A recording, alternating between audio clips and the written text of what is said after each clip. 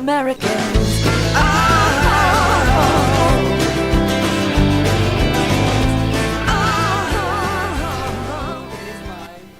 Welcome to a new week, a new day, and just like John O'Brien said, every day's a new day, and there's new stuff coming down the pike, and we're going to make use of that, and we are fighting back.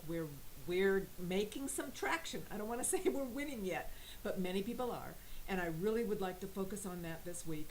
One of the things I want to do today, the first day of the week, is to bring to you specifically the rules and where to find them. There's new foreclosure rules and new efforts happening around the country. So this is really exciting. We cannot give up. We must keep focused.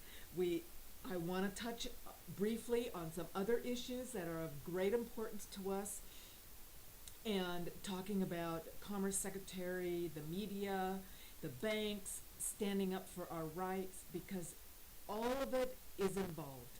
Standing up against foreclosures is involved in standing up for our rights. So I want to feature some other people in other parts of the state. Let me tell you, this country is rising up, and I'm so excited because people are starting to pay attention and take action. That is the biggest thing and the biggest silver lining to all this horrific fiascos that are going on around the country. So quickly, let's start. This is Monday, so let's start with the Senate schedule. These are the hearings of the Senate schedule. I'll have it linked again today on the comment section once this is done. But I wanted to bring your attention to Thursday. On Thursday, you'll see right here, it's the from the Commerce, Science, and Transportation Committee. There are going to be hearings to examine the nomination of Penny Pritzker to be Secretary of Commerce. And I don't ever want you to forget who she is. I'll tell you how I was introduced to her. I was introduced to her by Dennis Bernstein. One of the first days I went down to KPFA down in Berkeley to be on the air with Dennis on his show, he said, "Do you know who Penny is?" And I said, "Who?" I'm fighting foreclosures, but this was like a year ago. And he said, "Let me tell you about Penny." He said, "I covered her 30 years ago when she was over in the on the East Coast, and she and her ilk filled the miners' homes with subprime mortgages, and then they foreclosed them all and took them back, and they left these miners homeless." And he thought it was just horrific. So here's an article about Penny. Well, I totally agree. So since then, I've made it sort of my mission to find out who is this person anyway, and sort of pay attention to what's happening with the Pritzker name. And you'll notice that at one point they owned TransUnion, I believe, and then they sold it for like $1 billion. And that was, I speculated at that time, it was like in 2012, they were preparing to buy all these hedge fund homes.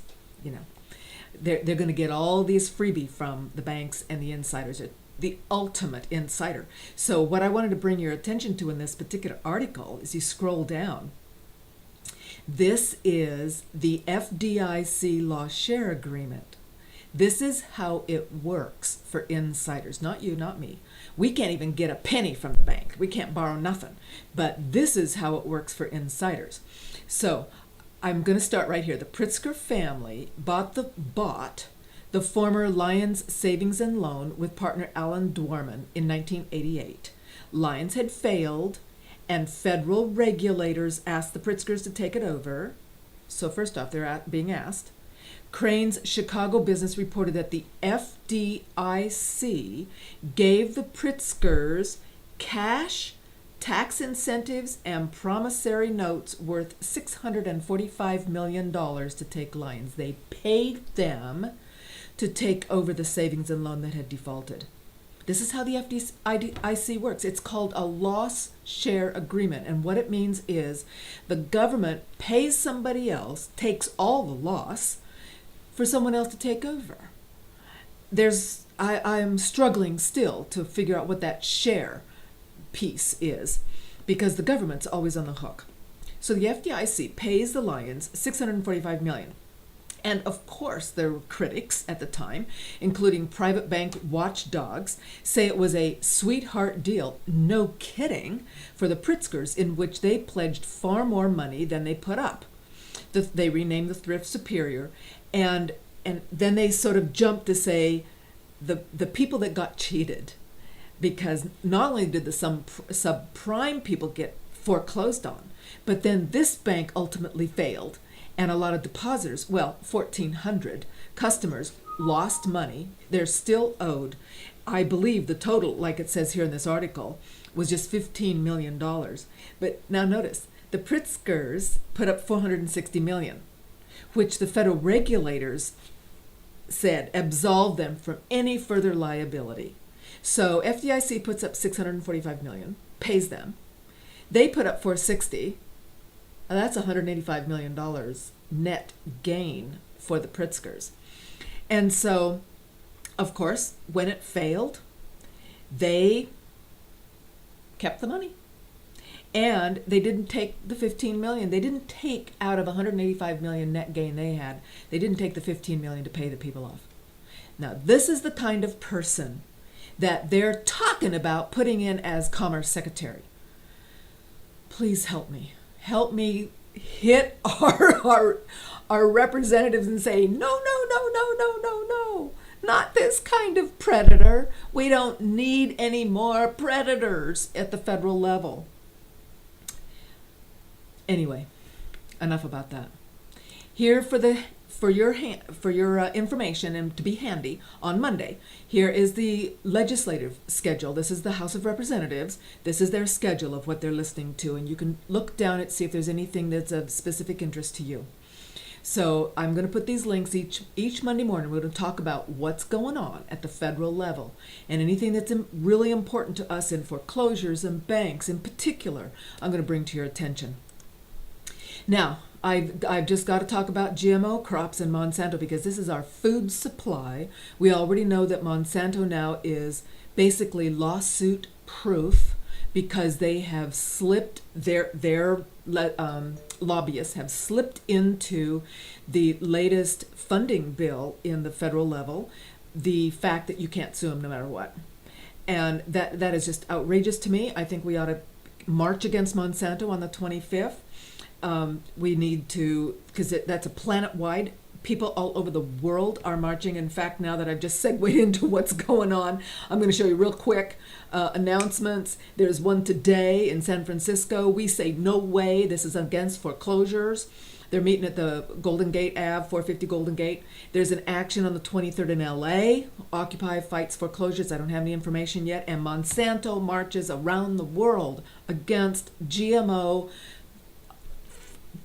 patenting our food, making new seeds that are going to emit pesticides. I mean, it is horrific. We must stop. If there's something even more urgent than foreclosures, I would have to say it's our food and our freedom, and then our houses. It's all sort of up there at level 1 to me, and that's why I keep harping on it. So please find out where your march against Monsanto is in your neighborhood. I've already found out where mine is. I'm going to go down there 11 o'clock Saturday morning. I'm going to live stream my march, take pictures, share them with us. This is just really, really urgent. The people must keep the food, and we must stop this control of our food supply. If we think it's going to hurt us, imagine the rest of the planet.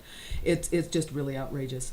So I don't think the USA needs any more time to review Monsanto and GMO crops. It's obviously, and this is what the article says, it's laughable that the Department of Agriculture needs more time to look at the data for Monsanto and other biotech companies who are poisoning our food supply.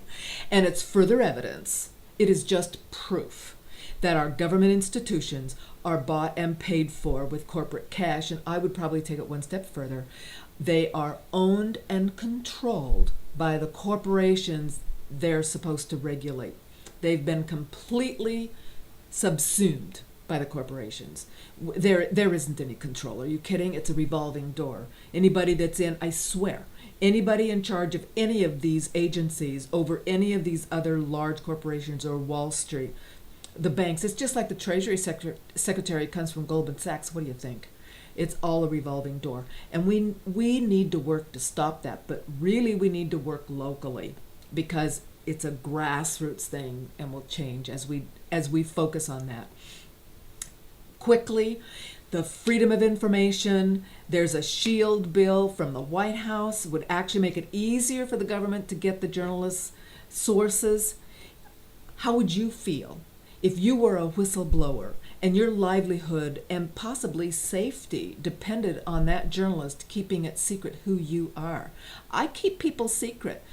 People come to me, they tell me information. They don't mind having their voice on the air, but they don't want anybody to know who they are. And I honor that. I am fine with that because I don't make this stuff up.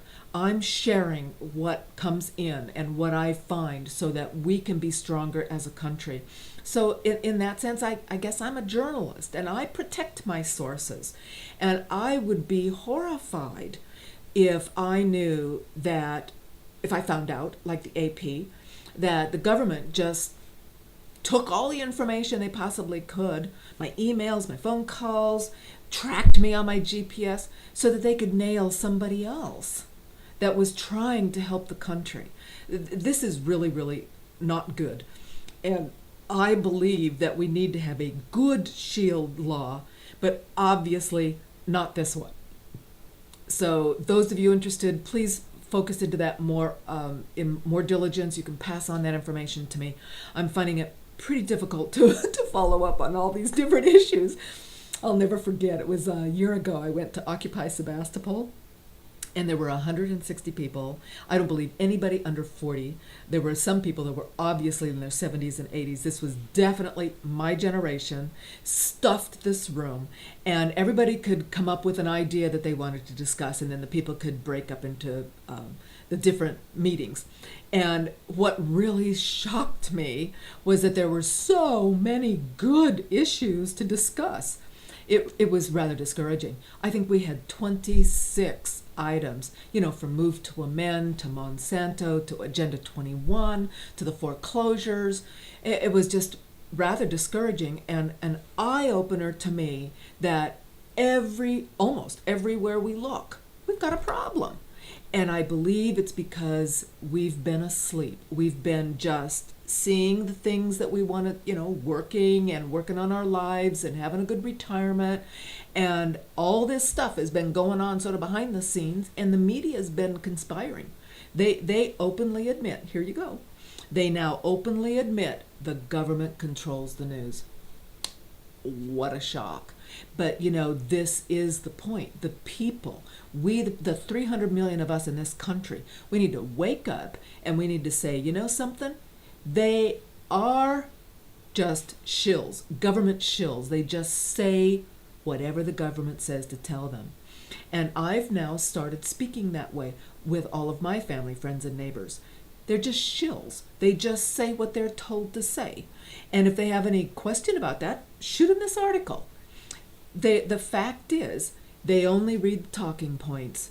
They never ask the hard questions, virtually never. And anybody that does seems to get ostracized. So we need to push our media, our local media and our mainstream media. We need to push them.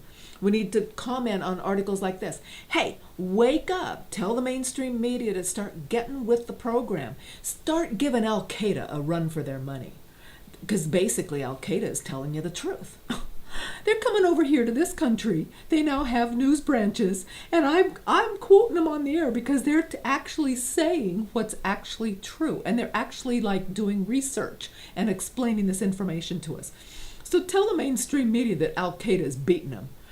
Maybe that will make a difference. Who knows? It's true, and I know you agree with me. All right. We're going to stand up. These are people in various states. They're standing up for our rights. So here you've got Colorado sheriffs are suing the state over new gun control laws. And this is a consortium of plaintiffs led by 54 of Colorado's 62 elected county sheriffs filed a lawsuit in federal court against the state of Colorado Friday in an effort to overturn 2 new gun control bills that are set to go into effect July 1st. And it talks about the law that effectively bans all firearm magazines and one that requires a background check for every gun transfer when the gun will be in the possession of someone other than the owner for 72 hours. And they're objecting to that. These are the sheriffs. These are the people that we basically trust in our counties for our security. And they are now having to do a lawsuit against the gun control laws for a variety of reasons. they're standing up for rights. Whether you agree with what they are suing about or not, the fact is they feel they're forced into this. And this leads me right into what's happening in New Jersey. These are fabulous short little videos. We need to see them, and we need to share them, and we need to do them ourselves, because this is what is happening in cities and counties all over the country. They're running out of control. You know, I heard a really great little picture about government. Government is like fire.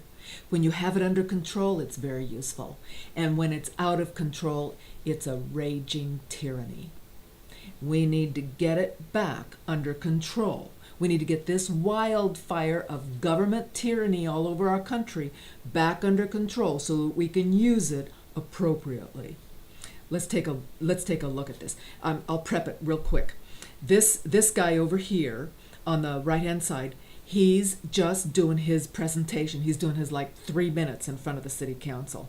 If you haven't ever presented in front of a administrative body, the city council, the supervisors, they typically have a set period of time where people with comments are welcome and should be completely welcome and free to say what they have to say, pretty much no matter what. And I've been in front of the supervisors quite a bit now, and I hear quite a bit of stuff, and they sit and listen to it. They never, thank goodness, act like this city council, but watch this city council in action.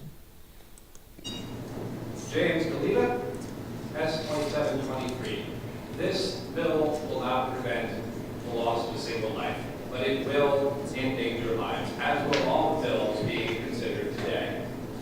These bills do nothing but disarm citizens, and thereby empower criminals to use force against us.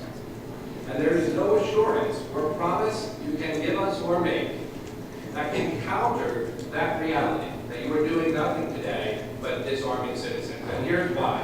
In 1965, when our firearms ID law was passed, it was written into the bill that no New Jersey resident would ever be denied an answer on their firearms ID card more than 30 days.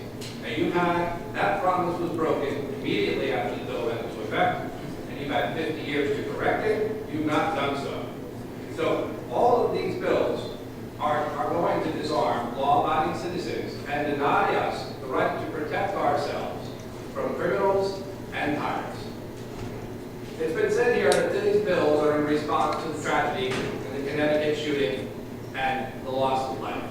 But the irony is, no one lost their life in that shooting or any shooting because of guns. They lost it because of gun control. Gun control makes easy targets. Gun control makes victims. And what you are proposing today is to make a larger body of victims. You said that you want to do something, that you must do something. The only right thing to do, the only opportunity for you, I am on the bill, and I will be heard. You will not be debating that, and you will not holler at us. Do you Yes, I understand? will. Do you? Then you're out of order, and I'll ask you to leave. I will finish my speech. You're out of order, and I'm asking you to leave. You're not going to holler at us. Do you understand me? We do not take that from you. We're not hollering at you. You're not going to holler. We do not work Please, for you. we're asking you to leave. You're out of order. You are You are out of order. You are out of order. Please remove. Are you violating my First Amendment now too?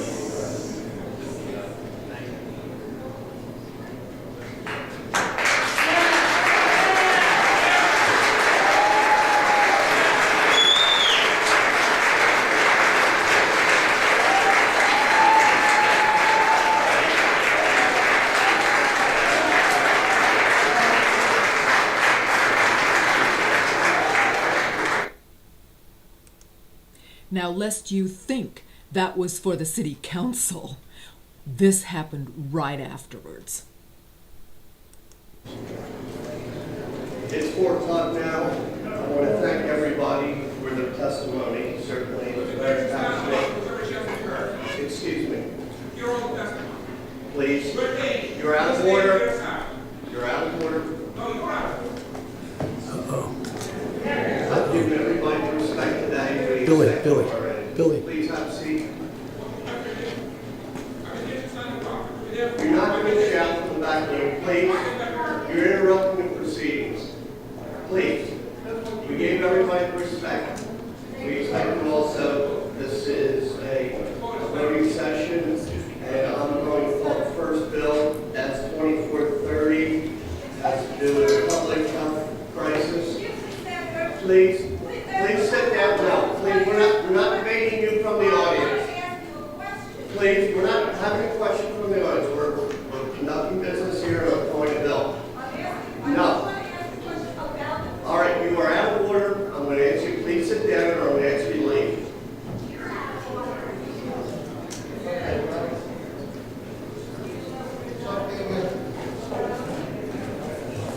The first bill we're considering today is S 2430. That's declared a public. You'd like me to do the pledge of allegiance?